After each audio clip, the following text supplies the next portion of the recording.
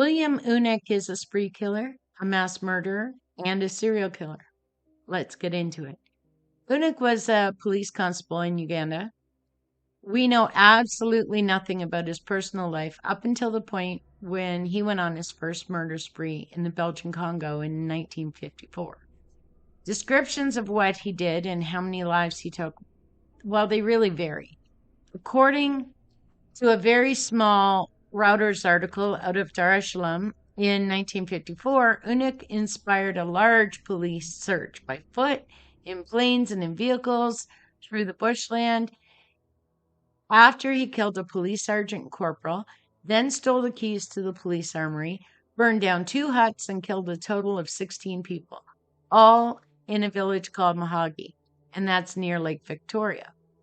According to an article in the Times, which was a British newspaper, he killed 21 people in that incident.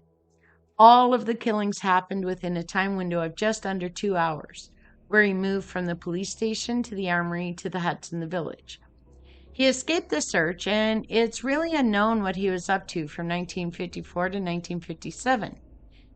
The incident in 1957 became well known in the area as the Incidents of William, and the information was passed orally, as is the tradition of the people at the time, and may account for some variation in the account. The 1957 incident says that farmers were prevented from working their fields in the village of Malampaka and in neighboring villages because of Unick. He got into some sort of altercation with his boss. It is never said what that was about. He then attacked the people of Malampaka, killing many. Until he was found, no one was to work in the fields and the villages. People were encouraged to shelter together to avoid further deaths. The story has been passed from one generation, like I said, on to the next. It is such a famous story that you will hear things like, I was born during the incidents of William, or I married the same year as the incidents of William. It's become a time marker for people in the region. Just as in the West, we might say, I was in university when 9/11 happened, or my son was born the day after 9/11. So, what happened during the incidents of William? Well, Unick went on another rampage killing. It all happened within about 12 hours this time. He stole a rifle, some ammunition, and an axe, and he went into Malampake. There, he killed between 32 and 37 people, depending on the source. Most were shot, though some were bludgeoned, stabbed, burned, and one was strangled. He was wearing a police uniform when he did all of this. He stole different clothes and then he fled. Some sources say that the police sergeant and his wife died in the attack, though others do not mention the police sergeant's wife. Some sources say that he killed his own wife during this killing spree, and others don't mention his family at all. In any event, a hunt was on for Unick. The police wanted him, the military wanted him, and he was wanted by the tribesmen whose family members he slaughtered. For 9 days, he managed to escape capture. And there was a reward on his head. There were dogs and planes looking for him. Finally, just outside of the village of Malampaka, he showed up looking for food at a small house.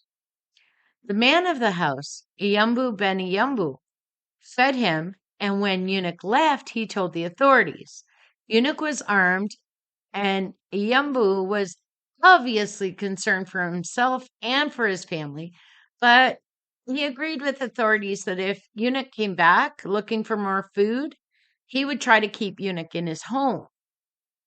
And Unick would come back to Iyambu's house at 1 o'clock in the morning.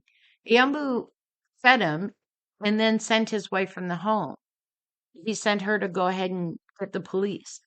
Iyambu then tried to engage Unick with the food and with conversation until help could come.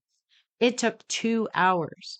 When Iyambu saw that help had arrived, he ran from the house, saving himself, and a police officer threw a smoke grenade into the little house, which set it on fire. Depending on the source, Eunuch was severely burned in the fire and later died of his injuries, or he was burned and then shot and later died of those injuries. It must have been a brave thing to do to agree to keep a mass murderer and a spree killer in your home while you waited for 2 hours for police to arrive, to send your family out while you waited and calmly tried to keep a fugitive who's likely to kill you from discovering the plan. Yembu was given a cash reward of £125, a very good amount at the time.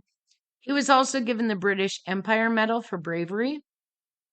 It's unclear whether or not his house was rebuilt by the government or whether he rebuilt it himself or with the help of the village or if it was even rebuilt at all. I certainly hope that it was. Authorities did set up a fund to help the dependents of eunuchs' victims. Most of them were agricultural workers, and their loss to their families would have meant the loss of their entire source of income, access to food, and for children, access to any sort of education.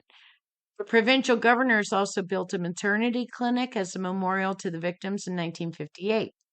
In some content creator sources, the picture of Christopher Peterson, who is a serial killer, is used in place of the only picture we have of Eunuch, and that is this grainy, overexposed copy of his identity photograph that came from a newspaper article in 1957.